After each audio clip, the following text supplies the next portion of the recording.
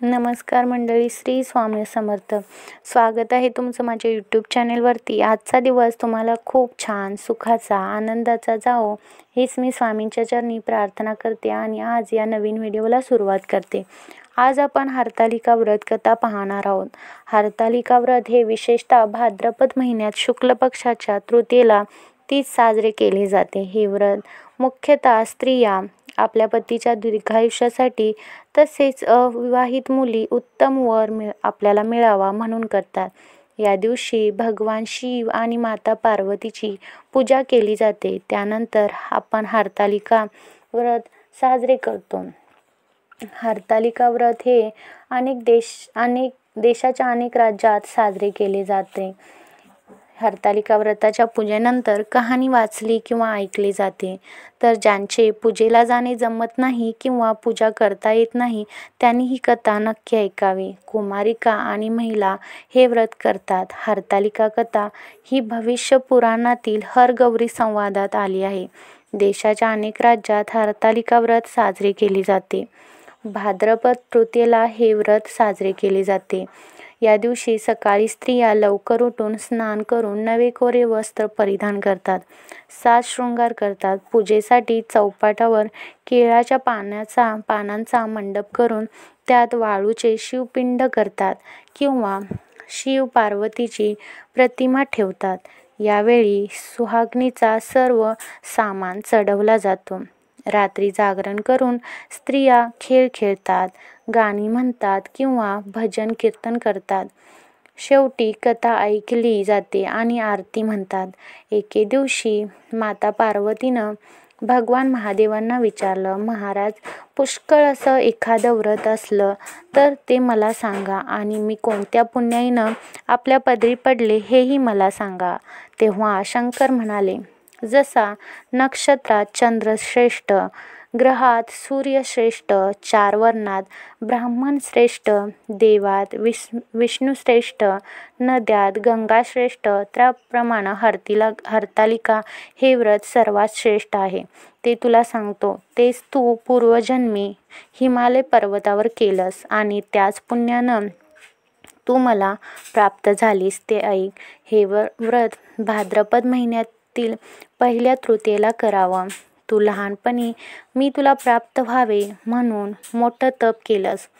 64 वर्षे तर झाडाची पिकलेली पाने खाऊन होतीस.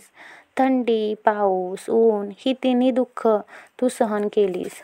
हे तुझे श्रम पाहून तुझ्या वडिलांना फार दुःख झालं आणि अशी कन्या कोणास द्यावी अशी त्यांना चिंता पडली. इतक्यात तिथं नारद मुनी आले. हिमालयाने त्यांची पूजा व येण्याचं कारण विचारलं. तेव्हा नारद म्हणाले, तुमची कन्या उपवर झाली आहे. ती विष्णूंना द्यावी. ते तिच्या योग्य वर आहेत. त्यांनीच मला तुमच्याकडे मागणी करण्यास पाठवलं आहे म्हणून मी इथे आलो आहे. हिमालयांना मोठा आनंद झाला. त्यांनी ही गोष्ट कबूल केली. नंतर नारद तेथून निघून विष्णूंकडे आले.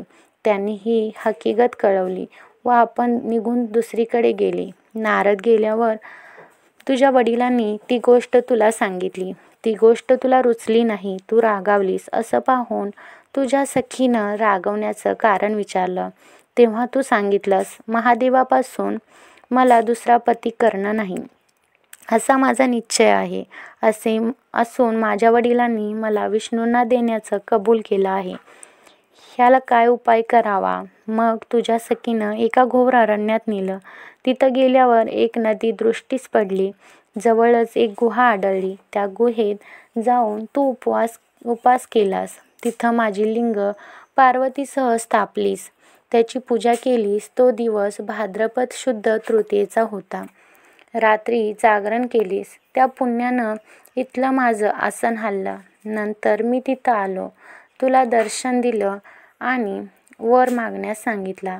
तू म्हणालीस, तुम्ही माझे पती व्हावं याशिवाय दुसरी इच्छा नाही. नंतर ती गोष्ट मी मान्य केली व गुप्त झालो. दुसऱ्या दिवशी ती व्रतपूजा तू विसर्जन केलीस. मैत्रिणीसह त्याचं पारण केलंस. इतक्यात तुझे वडील तिथं आले. त्यांनी तुला इकडे पळून येण्याचं कारण विचारलं. मग तू सर्व झालेली हकीकत त्यांना सांगितलीस. पुढं त्यांनी तुला मलाच देण्याचं वचन दिलं. तुला घेऊन घरी गेले. मग काही दिवसांनी चांगला मुहूर्त पाहून मला अर्पण केलं. अशी या व्रतानं तुझी इच्छा पूर्ण झाली. याला हरतालिका व्रत असे म्हणतात. अशी ही हरतालिका व्रताची संपूर्ण कथा आहे. तर हा व्हिडिओ कसा वाटला हे मला कमेंट करून नक्की सांगा. तर ही अत्यंत महत्त्वाची माहिती तुमच्यापर्यंत मला पोहोचवायची होती. व्हिडिओ आवडल्यास लाईक शेअर करा. चॅनलवरती नवीन असाल तर सबस्क्राईब करा आणि हा व्हिडिओ आपल्या मित्रपरिवारांसोबत जास्तीत जास्त शेअर करा. म्हणजे ही महत्त्वाची माहिती त्यांच्यापर्यंतही पोहोचेल. चला तर मग भेटूया अशाच एका छानशा व्हिडिओमध्ये. तोपर्यंत सर्वांना श्री स्वामी समर्थ.